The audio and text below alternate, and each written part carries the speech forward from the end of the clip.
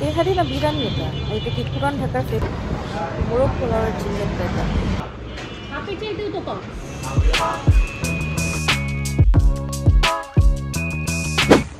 বন্ধুরা, পুরান ঢাকা যেহেতু আমার নানু বাসায়, আমার সবসময় পুরান ঢাকাতে আসা হয়। আর পুরান ঢাকাতে যখনই আসি আমি অলির বাবুর্চির বিরিয়ানিটা ট্রাই করি। তো এই অলির বিরিয়ানি এখানে অনেক বেশি ফেমাস। আমি আজকে ভাবলাম কেননা অলি বিরিয়ানির একটা রিভিউ করা যাক। এখানে অলি বিরিয়ানি দুইটা রয়েছে। একটা হচ্ছে এই ব্রাঞ্চ যেখানে আমি বসে আছি, আর আরেকটা আছে এটা থেকে জাস্ট 10 মিনিটের দূরত্বে। তো আমি এসেছি অলির বাবুর্চি বিরিয়ানির প্রথম ব্রাঞ্চটা। বেসিক্যালি আমি যতটুকু জানতে পারলাম যে দুইটারই নাকি মালিক এক, তবে বাবুর্চি ভিন্ন। তো ভিন্ন রকমের রান্না নাকি হয়ে থাকে। তো আমি আজকে ওটাই দেখবো যে কোন অলির বিরিয়ানিটা আসলে খেতে বেশি মজা, এটা নাকি ওটা। তো এখানে যে তেহারিটা পাওয়া যায়, এই তেহারিটার মধ্যে ছোট ছোট আলু দেয়া থাকে এবং এটা গরম মশলার মধ্যে মেবি রান্না করা হয়, মানে এক্সট্রা কোনো মশলা অ্যাড করা হয় না। এছাড়া এখানে আরো অনেক কিছু পাওয়া যায়, আপনারা চাইলে আরো অনেক কিছু ট্রাই করতে পারেন। আমি আজকে তেহারির রিভিউটাই করব বেসিক্যালি। তো এই যে এই তেহারিটা দেখতেই বুঝতে পারছেন যে এটার মধ্যে মশলা খুবই কম ইউজ করা হয়। আর এই তেহারিটার মধ্যে একেবারে ছোট ছোট কিছু আলু আছে, আর এটার দাম 120 টাকা। তো আর দেরি না করে চলুন খাওয়া স্টার্ট করি। গরম গরম সার্ভ করেছিল। তবে আমি জানি না আমরা মেয়ে মানুষ দেখে কি কোয়ান্টিটি কম দিয়েছে নাকি না, এরকমও কিন্তু আসলে অনেক দোকানে হয়। তো আমার কাছে মনে হয়েছে কোয়ান্টিটিটা অনেক কম। আর এটার ভিতর মাংসের পরিমাণ আমি যদি বলি, খুবই ছোট ছোট করে মাংস কিন্তু কাটা, দেখে মনে হবে না অনেক বড়। আর মাংসগুলো একটু রাবারি টাইপের, একেবারেই সফট আবার একেবারেই শক্ত না, একটু রাবারি রাবারি টাইপের। মানে হয়তো বা আর একটু গললে বেশি বেটার হতো।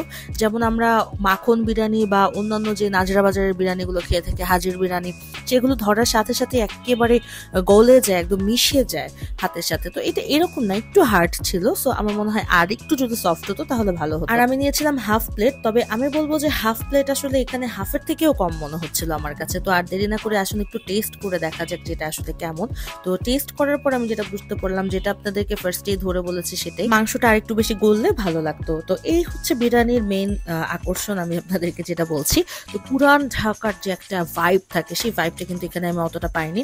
তবে আমি সবসময় আসলে বাসায় নিয়ে খাই, তো কখনো এখানে বসে খাওয়া হয়নি। তো এই ফার্স্ট টাইম এখানে দোকানে বসে খাচ্ছি দেখে আমার কাছে হয়তো বা ভিন্নও লাগতে পারে।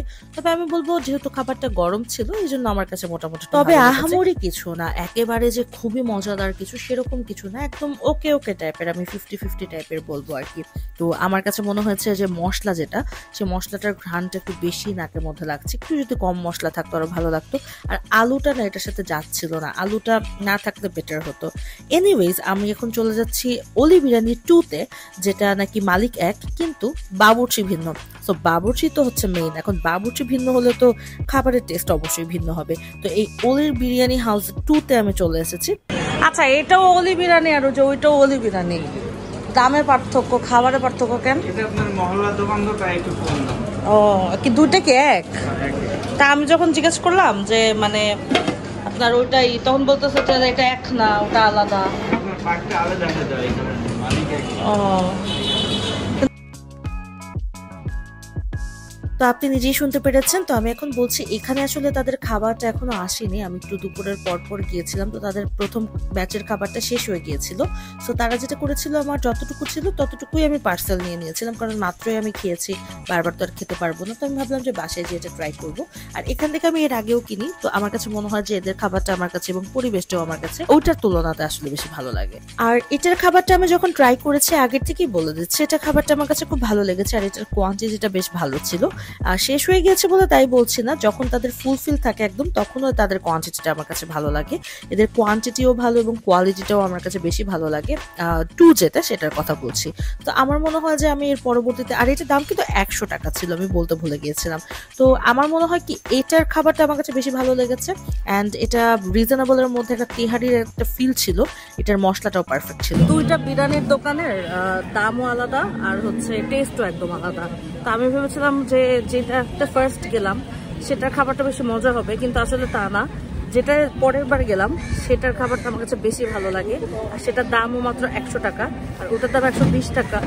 দুইটাই হচ্ছে অলি বিরিয়ানি, কিন্তু দুইটারই এত ডিফারেন্স নামে, মানে নামে না, দামে এবং খাবারে।